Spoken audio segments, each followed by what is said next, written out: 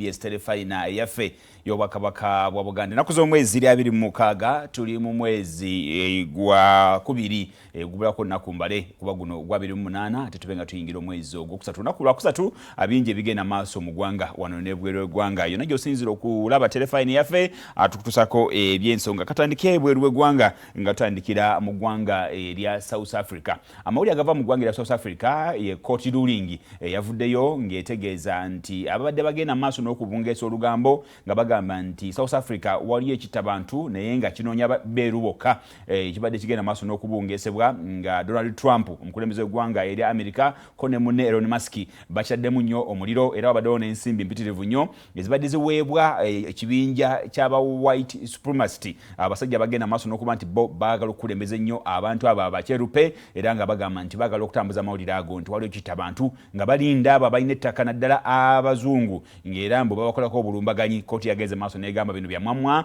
era temugenda maaso nakuba nti mubikkiririzaamu mu ggwanga erya South Africa. Bino bigenza okujja lwa nsonga da South Africa kusalawo nti abamu ku bantu abalina ettaka wadde nga bakyerupe lijja kubagibwako singa libaawo nga liri redundant oba singa gavumenti ebeerina ensonga ez'enjawulo zeeyagala okuba nti erikozesa kubanga mu ggwanga erya South Africa abantu abasinga obungi naddala bannansi tebalina ttaka ng'ate abatonotono betwogerako nga abazungu obaolyawo be balirina so nga bannansi bangi babonaabona so ng'ettaka ku ntandikwa lyali lyabwe paka abasajja bano bagenda maaso n'oditwala n'oteekawo amateeka agaali gagenda maaso n'okukola enteekateeka eyo. So bwe tukira olunaku olwaleero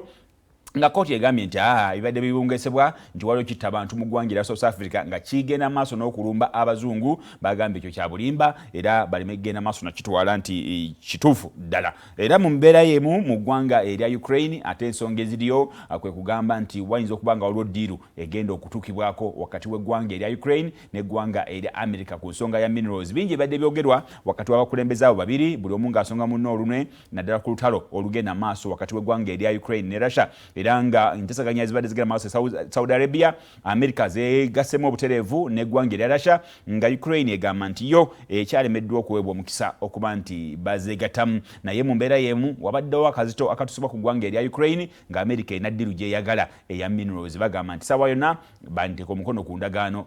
enteekateeka eyo negenda maaso era nga bagamba nti obaolyawo akyandiwe beetu eggwanga erya Ukraine okusobola okwerwanako kubanga n'America singa emala okuza ddiru eno bandibanga bagenda kukkiriziganya obaolyawo wabeewo ekikolebwa n'okugenda mu maaso n'okubataasa ku mbeera egenda maaso kati n'eggwanga erya Ukraine. Weewaawo waliwo era ebigambo ebyogerwa nti UK yandibanga yagala kweraga lyanyi ku America mu nteekateeka zino yo ng'egamba nti kekibe ki tebayinza kuva mu ggwanga erya Ukraine era bayinza n'okuteekayo amagye gaabwe okusobola okulaba nti balwanirira eggwanga erya Ukraine kebeere nti America etaddeyo mizairo kebeere ng'ekoze etya bo bagamba nti bayinza kuva mu ggwanga lya Ukraine